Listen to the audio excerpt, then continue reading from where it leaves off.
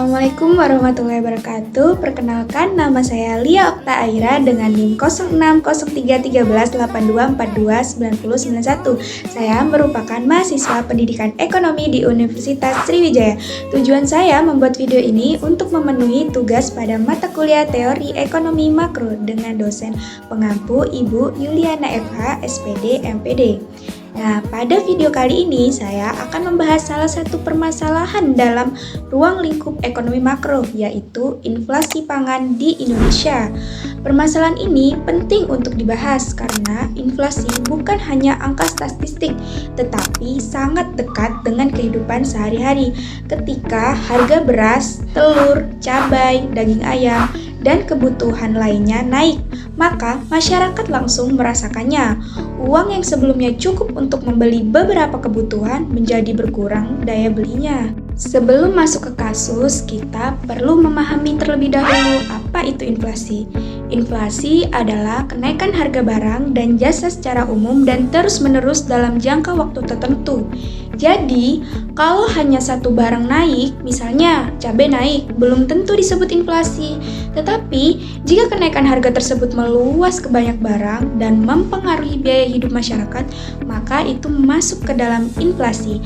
Dalam konteks Indonesia, salah satu jenis inflasi yang sering menjadi perhatian adalah inflasi pangan bergejolak atau volatile foods. Artinya, harga pangan mudah naik dan turun karena dipengaruhi oleh banyak faktor seperti musim panen, cuaca, distribusi, stok barang, biaya transportasi, hingga permintaan masyarakat saat hari ini besar keagamaan. Berdasarkan data Badan Pusat Statistik pada Maret 2026, Indonesia mengalami inflasi tahunan sebesar 3,48% year on year. Angka ini lebih rendah dibandingkan Februari 2026 yang mencapai 4,76%. Namun, tetap menunjukkan bahwa harga barang dan jasa masih mengalami kenaikan dibandingkan tahun sebelumnya. Jika dilihat dari data Bank Indonesia, inflasi Indonesia mengalami kenaikan dari Desember 2025 sebesar 2,92%. Lalu Januari 2026 mencapai 3,55%. Kemudian Februari 2026 naik cukup tinggi menjadi 4,76% sebelum akhirnya turun kembali pada Maret 2026 menjadi 3,48%. Dari data tersebut terlihat bahwa inflasi mengalami tekanan cukup besar pada awal tahun 2026. Salah satu penyebab utamanya adalah kenaikan harga pangan. BPS menyebutkan bahwa komoditas yang dominan menyumbang inflasi Maret 2026 antara lain daging ayam ras, beras, telur ayam ras, cabai rawit, dan daging sapi. Sementara itu, Badan Pangan Nasional menyebutkan bahwa inflasi pangan bergejolak pada Maret 2026 tercatat sebesar 4,24% secara tahunan.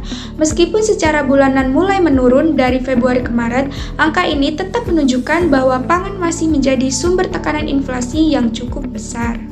Permasalahan utama dari inflasi pangan di Indonesia bukan hanya karena harga naik, tetapi karena pangan adalah kebutuhan dasar masyarakat.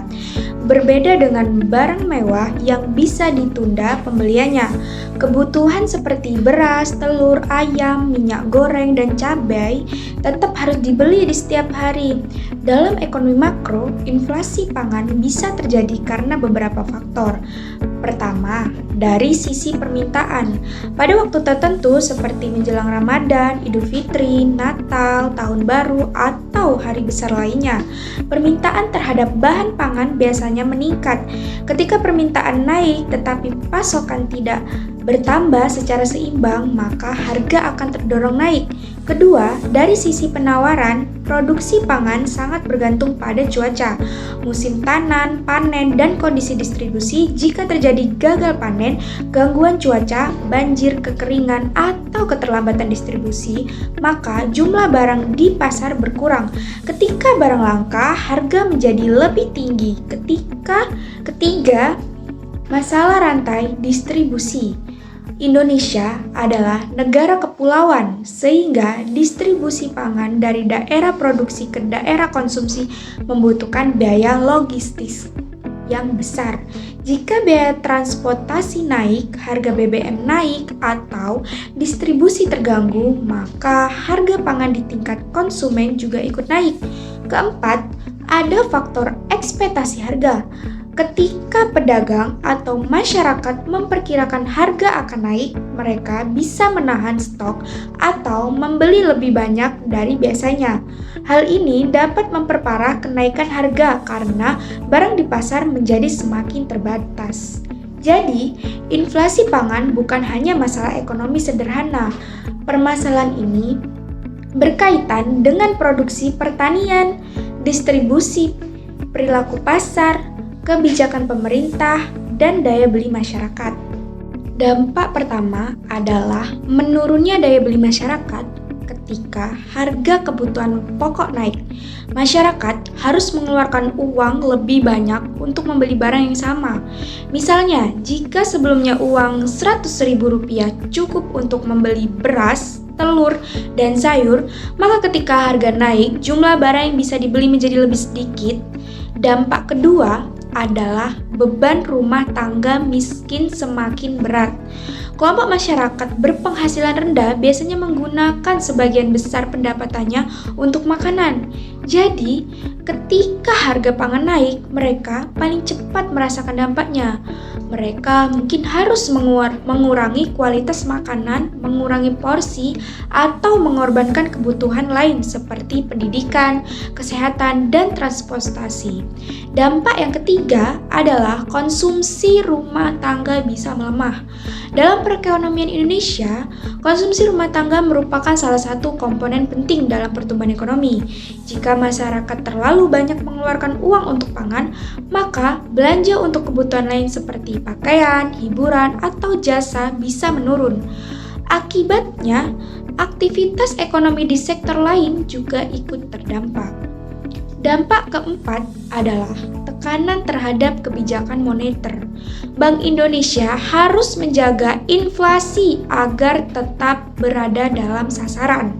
Jika inflasi terlalu tinggi, Bank Indonesia bisa menahan atau menaikkan suku bunga untuk menjaga stabilitas harga. Namun, suku bunga tinggi juga bisa membuat kredit lebih mahal, investasi menurun, dan pertumbuhan ekonomi melambat.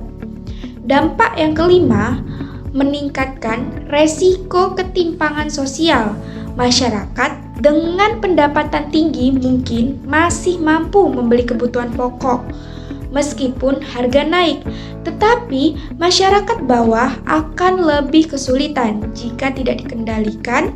Inflasi pangan bisa memperlebar kesenjangan antara kelompok kaya dan miskin. Menurut saya, ada beberapa solusi yang dapat dilakukan. Pertama, pemerintah perlu memperkuat cadangan pangan nasional. Komoditas seperti beras, telur, daging ayam, cabai, dan minyak goreng perlu dipantau secara rutin. Jika stok mulai menipis, pemerintah harus segera melakukan intervensi, misalnya melakukan operasi pasar atau distribusi dari daerah surplus ke daerah defisit. Kedua, perlu adanya perbaikan sistem distribusi pangan. Pemerintah dapat memperkuat infrastruktur logistik seperti jalan, pelabuhan, gudang penyimpanan, dan transportasi antar wilayah. Dengan distribusi yang lebih lancar, harga pangan antar daerah bisa lebih stabil. Ketiga, pemerintah harus melindungi petani dan produsen pangan. Jangan sampai harga di tingkat konsumen mahal, tetapi petani tetap menerima harga rendah. Pemerintah perlu menjaga keseimbangan agar petani mendapatkan keuntungan yang layak, sementara konsumen tetap memperoleh harga yang terjangkau. Keempat, perlu digitalisasi data pangan. Pemerintah harus memiliki data yang akurat tentang produksi, stok, permintaan, dan distribusi pangan. Dengan data yang baik, pemerintah bisa lebih cepat mengetahui daerah mana yang kekurangan pasokan dan komoditas apa yang berpotensi naik harga. Kelima, perlu adanya pengawasan terhadap spekulasi dan penimbunan. Jika ada pihak yang sengaja menahan stok untuk menaikkan harga, maka pemerintah harus memberikan sanksi tegas. Pasar harus berjalan adil agar tidak merugikan masyarakat. Keenam, bantuan sosial perlu diberikan secara tepat sasaran. Ketika harga pangan naik, kelompok masyarakat miskin dan rentan harus mendapatkan perlindungan. Namun, bantuan tersebut harus benar-benar sampai kepada masyarakat yang membutuhkan agar efektif menjaga daya beli. Ketujuh, masyarakat juga dapat berperan dengan cara berbelanja secara bijak. Misalnya, tidak melakukan panic buying, membeli kebutuhan, dan memanfaatkan bahan pangan alternatif ketika harga suatu komoditas sedang tinggi. Jadi, kesimpulan dari video saya, inflasi pangan merupakan salah satu permasalahan ekonomi makro yang berdampak langsung terhadap kehidupan masyarakat. Berdasarkan data BPS dan Bank Indonesia, inflasi Indonesia pada Maret 2026 berada di angka 3,48% secara tahunan, turun dari Februari 2026 yang mencapai 4,76%. Namun, tekanan dari harga pangan masih perlu diperhatikan karena komoditas seperti beras, telur, ayam, cabai, dan daging sapi menjadi penyumbang inflasi. Permasalahan ini berdampak pada menurunnya daya beli, meningkatnya beban masyarakat berpenghasilan rendah, melemahnya konsumsi rumah tangga, dan munculnya tekanan terhadap kebijakan ekonomi. Menurut saya, solusi terbaik adalah kombinasi antara kebijakan jangka pendek dan jangka panjang. Dalam jangka pendek, pemerintah perlu menjaga stok dan melakukan operasi pasar. Dalam jangka panjang, pemerintah harus memperbaiki produksi pangan, distribusi data pangan, dan perlindungan terhadap petani serta konsumen. Jadi, inflasi pangan bukan hanya persoalan harga naik, tetapi juga persoalan kesejahteraan masyarakat dan stabilitas ekonomi nasional. Sekian analisis dari saya. Terima kasih yang sudah menonton video saya. Saya ucapkan wassalamualaikum warahmatullahi wabarakatuh. Bye-bye semuanya.